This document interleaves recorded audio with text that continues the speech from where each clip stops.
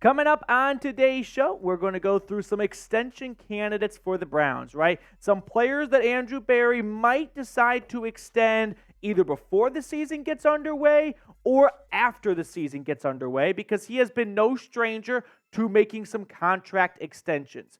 These are all the moves that I could remember him extending, or players he has extended since he has taken over as GM. Started off with Myles Garrett, and then fast forward, you got the Nick Chubb deal done during training camp. Wyatt Teller and Bitonio were extended during the 2021 season. Denzel Ward, about a year and change ago, got a big 5-year contract extension, along with David Njoku. And then Jack Conklin, surprisingly, at least to my surprise, inked a 4-year contract extension during last season. So Andrew Berry is no stranger to making some contract moves and extending pieces he believes are core elements of this roster. So our first contract extension candidate would be Donovan Peoples-Jones. So the former 6th-round pick out of Michigan, as we all know, has ran with his career. I mean, exceeded a lot of people's expectations for a former late day 3 draft pick. Donovan Peoples-Jones last year, 839 yards. He has put together a very strong start to his career, getting better and better season by season. And now he's in line for a potential big contract season where if him and Deshaun Watson in this offense take off, he could be getting the bag in free agency. Now, if DPJ gets off to a hot start and he picks up where he left off last year, and it's October and DPJ is already up to 500 yards and 4 touchdowns or something like that, the Browns might view Elijah Moore, Donovan Peoples-Jones, and my guy Cedric Tillman as the future of this wide receiver room. And they don't want to wait till free agency to get here because DPJ could get some more money in free agency. So the two sides could come together on an agreement and an extension, and both sides could come out winners, right? The Browns lock up their wide receiver room for the future. And Donovan Peoples-Jones gets guaranteed money and doesn't risk getting injured the next game and then not getting a whole lot of money in free agency. Another thing for DPJ to consider is the wide receiver pool in free agency. It's got a lot of big names in it.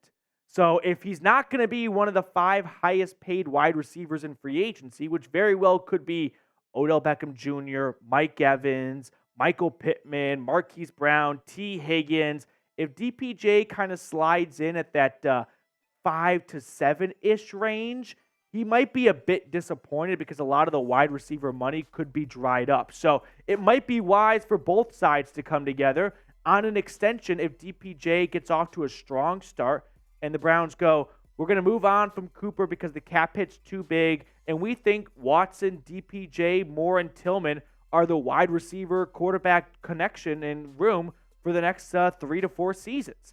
So here's a hypothetical extension that I cooked up. 3-year extension, $30 million.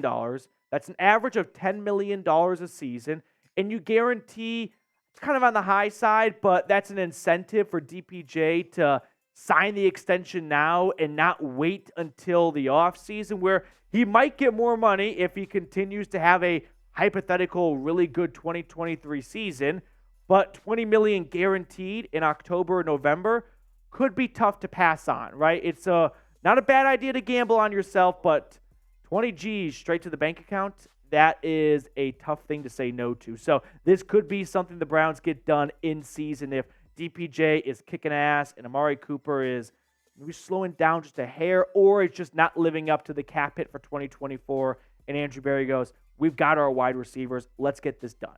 So let me know what your thoughts are. Is this DPJ's last year in Cleveland? Yes or no? I hope not, because I'm a big fan of DPJ, but I'm also a realist and can kind of see the writing on the wall of last year of his contract. The Browns drafted a wide receiver in Cedric Tillman, traded for one in Elijah Moore. It's not boding well for Donovan Peoples-Jones, but let me know what your thoughts are in the comment section. Our second extension candidate is someone on the other half of the field. That is safety Grant Delpit. Now, this one would be for a little bit of a different reason than DPJ, and that is because the Browns are going to look at their safety room and go, we've got Juan Thornhill for the next 3 years, but after that, we've got some question marks. Like, D'Anthony Bell was a UDFA that made this 53-man roster last year. I thought he played well, filling in for Ronnie Harrison for the last few games of the year. But then you got some UDFAs that might be good, might not be good. Rodney McLeod's a veteran on a one-year deal. Now, we're going to talk more about Grant Delpit in just a moment, but today's Cleveland Browns report is sponsored by Z-Biotics. Let's face it, after you guys hit me with a bunch of super chats, I don't bounce back well the next day. Now, that is until I found Z-Biotics. Z-Biotics Pre-Alcohol Probiotic is the world's first genetically engineered probiotic. It was invented by PhD scientists to tackle rough mornings after drinking. Here's how it works. When you drink, alcohol gets converted into a toxic byproduct in your gut. It's this byproduct, not dehydration, that's to blame for your rough next day. Z-Biotics produces an enzyme to break this byproduct down. It's designed to work like your liver, but in your gut where you need it most. Drink Z-Biotics before drinking alcohol, drink responsibly, and get a good night's sleep to feel your best tomorrow. Now you can see that the Z-Biotics package is pretty lightweight. It's not too big. It comes with 6 bottles, which I'll show you guys. So it's super easy to travel with. So let's say you got a bachelor party or something. You can stick this in your bag. You're good to go, and you're going to be feeling 100% the next day. Now, more on this here. Go to zbiotics.com/chatsports or scan the QR code on the screen right now to get 15% off your first order when you use code ChatSports at checkout. You can also sign up for a subscription as well, so you can stay prepared no matter the time or occasion. Z-Biotics is backed with 100% money-back guarantee, so if you are ever unsatisfied for any reason, they'll refund your money, no questions asked. That's zbiotics.com/chatsports and use the code ChatSports at checkout for 15% off. Thank you so much, Z-Biotics, for sponsoring today's video. All that information for you guys is in the comments and the description of today's show. Getting back to Mr. Delpit here, you can see that Grant Delpit, his rookie season, well, we lost his rookie season, so year 2, which is year 1 kind of, it's a little bit hairy. 66 tackles, 3 tackles for loss, 3 pass breakups. He was Ronnie Harrison's role, Ronnie Harrison last year, right? He was kind of that third safety at times alongside John Johnson in that rotation. But look at the jump he made in his third season, but really his second year. 105 tackles, a team high, 4 tackles for loss, 10 pass breakups, 4 interceptions. Now, the only reason why this is not a slam dunk no-doubter is because Delpit last year had 2 seasons. The first half and the second half. The first half was filled with miscommunication errors and sloppy mistakes and head-scratching, film. 242 yards allowed, 2 touchdowns. But the second half, look at the jump. His PFF grade went up by 9 points. He gave up only 107 yards, no touchdowns, 3 interceptions. I mean, he completely turned things around in the second half of the season. And for that reason, I'm all for trying to extend Grant Delpit. I think the former LSU Tiger could be a pillar of this secondary. You go from back to front, Delpit, Thornhill, Denzel Ward, Martin Emerson, Greg Newsome. Those guys are on rookie contracts for the next 2, 3, 4 seasons. And then up front, you've got Darius Smith, Myles Garrett. I mean, talk about the actual pillars for years to come. It could be Delpit, Ward, Emerson, Newsome, and Garrett. Those are building blocks at each and every single level. JOK hopefully at linebacker. That's kind of the only question mark on this defense right now in terms of longevity. But I think Delpit could be that type of player for the Browns. We're going to get to some more contract extension talk in just a second here. But if you have not subscribed and you're looking for a reason to do so, I've got a couple right now. One, it's free content, which means if you don't like it, get your money back. And that's all of $0 because that's how much it costs to subscribe. Plus, we're an interactive channel here, which means it's a two-way conversation. It's not just me as a talking head up here. We get you guys on screen. We get your thoughts and concerns and voices heard. So, Coogan Blaster, Robert Jones, Scott Zappa, some frequent commenters. I went to the comment section of a previous video, picked 3 names I saw. So, shout out to you guys for being active in the comment section of our videos. Get on screen by subscribing to the channel and lock yourself in for Browns content. To wrap up the Delpit portion of the show, just like Donovan Peoples-Jones, it's important to look at the other free agent safeties out there. And for Delpit, he's going to look around and realize, I'm not one of the worst, but there are some big names here. Ryan Neal is one of the better safeties in the league down in Tampa Bay. Terrell Edmonds with the Eagles is fantastic. Chauncey Gardner-Johnson signed a one-year prove-it deal with the Lions. He could really be cashing in next year. Taylor Rapp, Jeremy Chin, Taylor Rapp with the LA Rams, Xavier McKinney, Antoine Winfield Jr.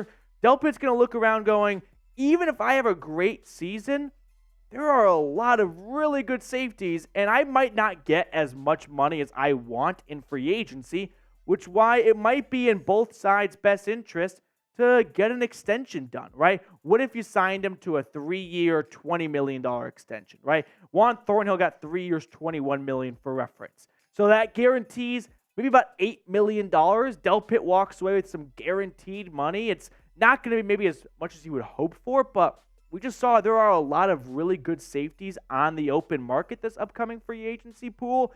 So if Delpit's not going to get top 5 safety money in free agency from this upcoming class, this might be his best decision. So pick a player to extend, Donovan Peoples-Jones or Grant Delpit. Put the jersey number for the guy you'd rather see get extended. For me, I'm going to lean towards Delpit because I think if you lose DPJ, you still have Cedric Tillman. You've got Elijah Moore. You could try and find a way to bring Amari Cooper back. But for Delpit, I just feel like his ceiling might be a bit higher than DPJ's. Third extension candidate would be Nick Chubb. Now, this one is in a whole different universe than Donovan Peoples-Jones and Grant Delpit, right? Because Nick Chubb has 2 years left on his contract. Remember, he signed a 3-year, $36 million extension in August of 2021. Now, his cap hit is $16.2 million. So that's a big cap hit in 2024. And potentially too big for the Browns. And I wonder if an extension could satisfy both parties, where they extend Nick Chubb to lower that cap hit, guarantee a spot on the roster, and for Nick Chubb, he gets more guaranteed money, so everyone comes away happy.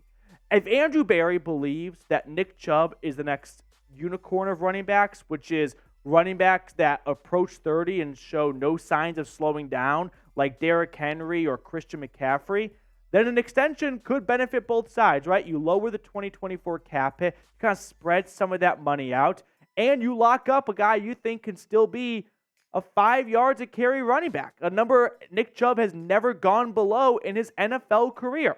So if Andrew Berry believes Nick Chubb is a unicorn, right? He is an anomaly, and he sticks out, and he's never going to have that Dalvin Cook or Ezekiel Elliott regression season out of nowhere, or at least out of this upcoming season, then I could see a Nick Chubb extension happening. Having said all that, though, extending a 27-year-old running back is risky, right?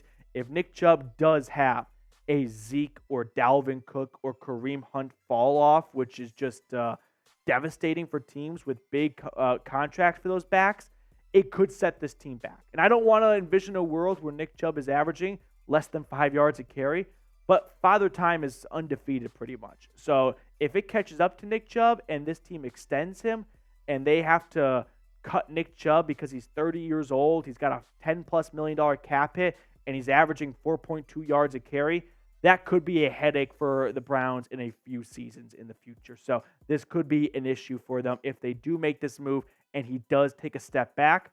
But if he doesn't take a step back, it's really a win-win all around.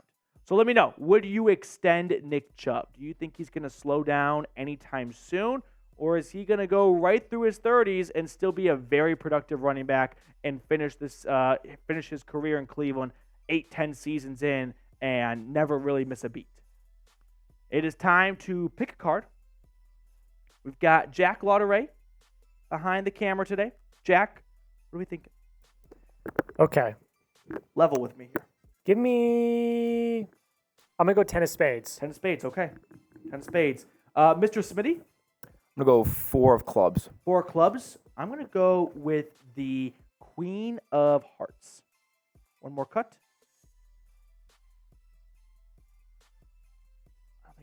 9 of spades. 9 of spades. Oh, you're off the rim. off the front iron. That's going to do it for us today on today's show. Thanks so much for tuning in. Subscribe, like the video, all that good stuff, and we'll catch up with everyone later.